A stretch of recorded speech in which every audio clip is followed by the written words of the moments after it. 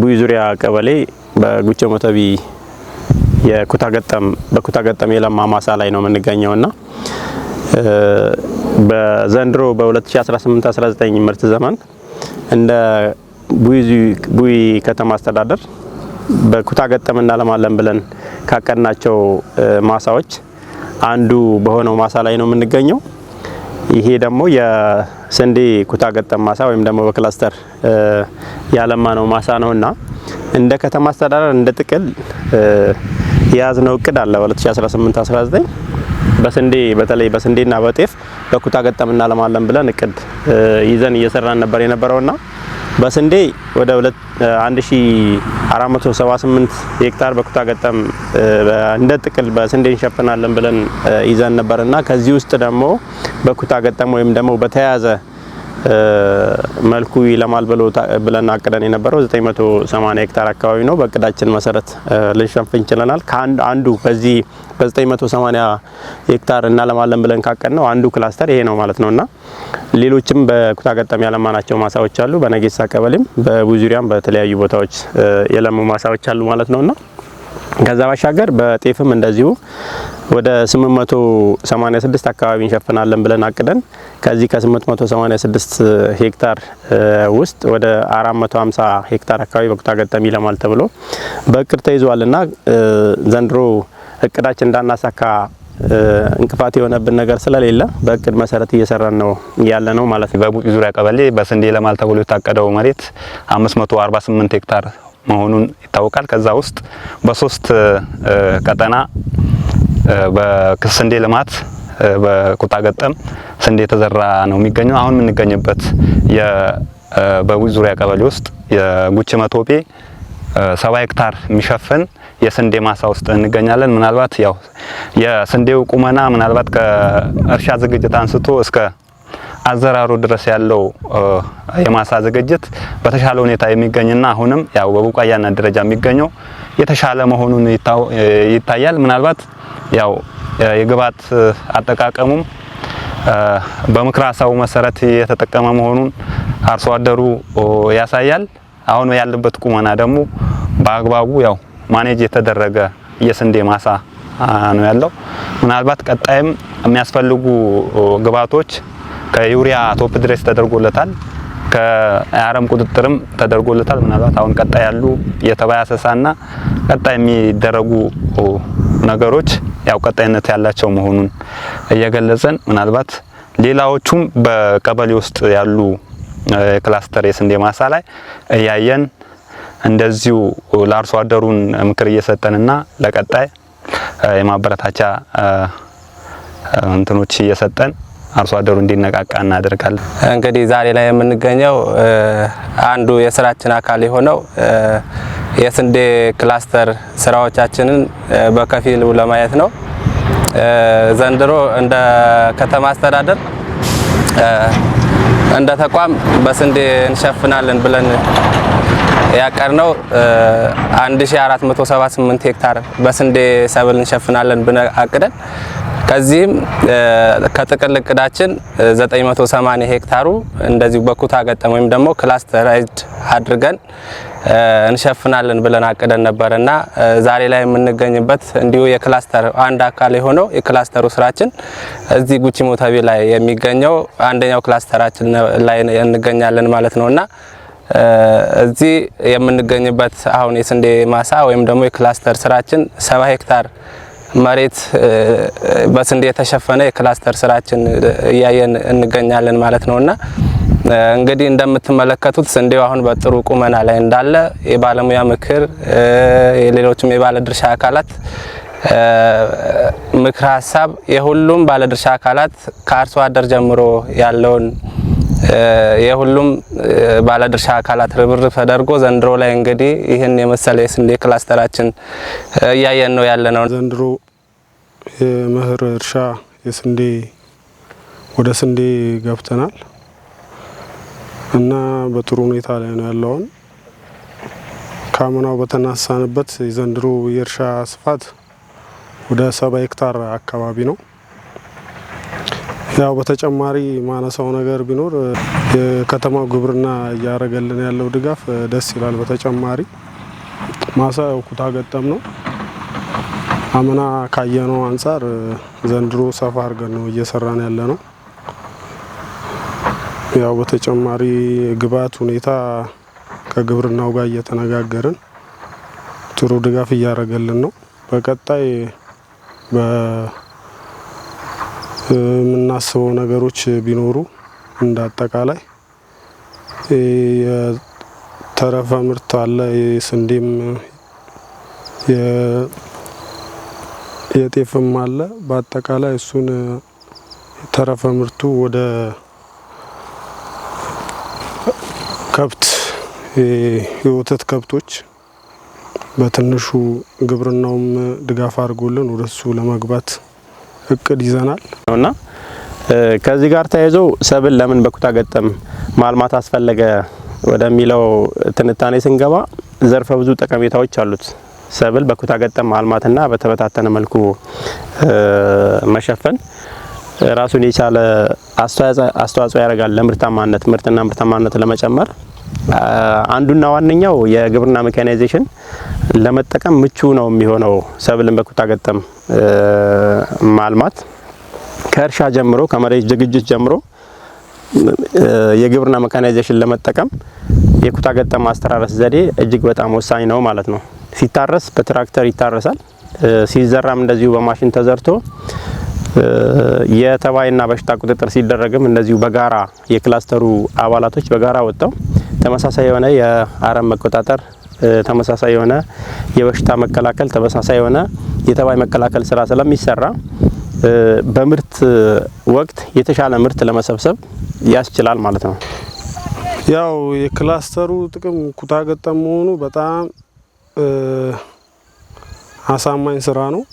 በአጠቃላይ ትራክተርም ለማሳረስ ይሁን ኮምፓይነርም ለማሳጨድ ይሁን እያንዳንዱ ቦታ ያው ሲገቡ አያስቸግሩም፣ ለማጨድም ይሁን ለማረስ እና እንደ አምና መነሻ ሳደርግ ያው አምና ጤፍ ነበረ በብዛት፣ ስንዴው የተወሰነ ነበረ። ዘንድሮ በተሻለ መልኩ ያው ወደ ስንዴ ነው በስፋት የገባ ነው። ያው በአጠቃላይ እንደ አምና መነሻነት ባደረግነው መሰረት ያው ትራክተርም እንደ መግዛት ያው ከግብርናው ጋር ተነጋግረን ትራክተር ገዝተናል እና እሱም ጥሩ ተሞክሮ ነው። በቀጣይ ደግሞ ያው አቅማችን በፈቀደው ያው የዘንድሮ ስንዴ ሁኔታም ጥሩ ነው። ወደ ኮምፓይነርም አቅማችን በፈቀደው መንገድ እንሄዳለን ብለን ተስፋ እናደርጋለን።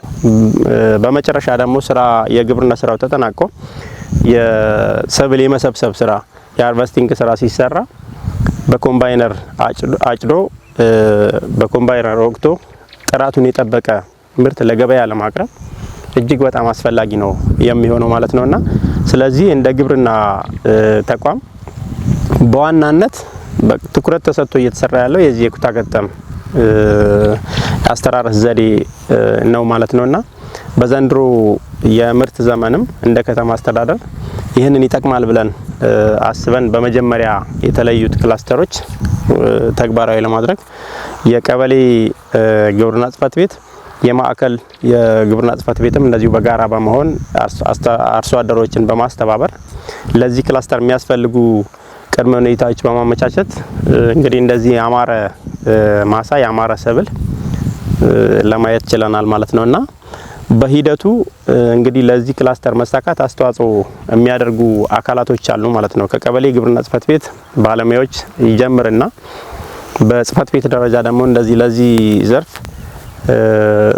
ቅርብ የሆኑ ባለሙያዎች በተለይ በአዝርዕት ልማትና ጥበቃ ስር ያሉ ባለሙያዎች ይህንን ስራ እውን እንዲሆን ወይም ደግሞ የተሳካ እንዲሆን የራሳቸውን አስተዋጽኦ አድርገዋል ማለት ነውና እንግዲህ በክላስተር ለሚለማ ማሳ በሁሉም ነገር ቅድሚያ ይሰጣል ማለት ነው። አንደኛ አስፈላጊ የሆኑ ምርትና ምርታማነት ሊያሳድጉ የሚችሉ ምርጥ ዘሮች ቅድሚያ የሚሰጠው በክላስተር ለሚለማ ማሳ ነው።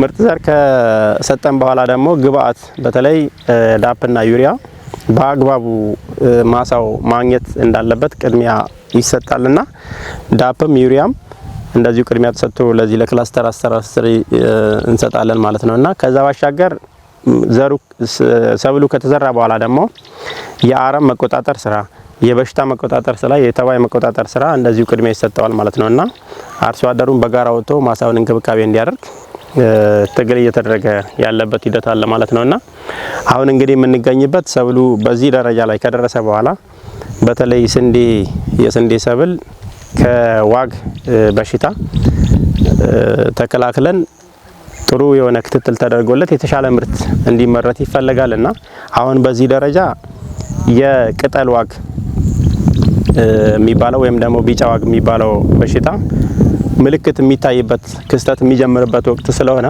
ይሄ እንዳይከሰት ከተከሰተ ያው የምርት ቅነሳ ስለሚኖር እንዳይከሰት የቅድመ መከላከል ስራ እየተሰራ ነው ያለው ማለት ነውና እንዳጋጣሚ ዛሬ የክላስተሩ አስተባባሪ አቶ ኤፍሬም ረታ እኛ ከመምጣታችን በፊት የዋግ የቅድመ መከላከል ስራ እየሰሩ ነበር። የኬሚካል ርጭት ስራ እየሰሩ ነበር ማለት ነው። ከዚህ በፊት የዩሪያ ቶፕ ድሬስ ስራ እንደዚሁም ደግሞ የአረም ቁጥጥር ስራ ተሰርቷል፣ በተገቢው ተሰርቷል።